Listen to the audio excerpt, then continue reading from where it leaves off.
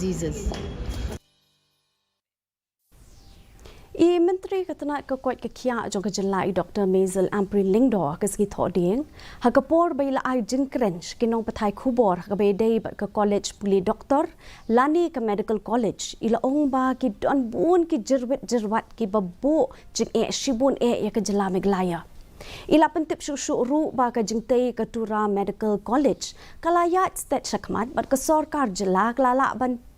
ya dap ru ya kapor bala long le no ya kapor bala link shop ka klam COVID-19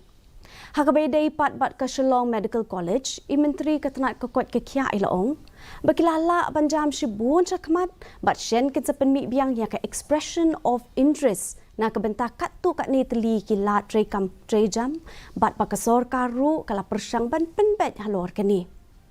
hakabedei bat ka jing syakri jong ki kalikit nong pang 108 ikong Lyngdoh ilai thu bakatanat kaladap pa ikot kisla bedon kam syakatanat badai pet ya ka an manyo jengmut naka. Our medical college is well advanced in its infrastructure building. We need to remember that in order for government of India to grant us permissions to set up these institutions, there are a few procedures and processes that need to be put in place. Like I said,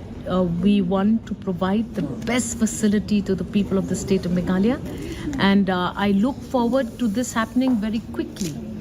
Now, in case the model code of conduct gets announced and we are still not able to present or start for the calling of the bids again,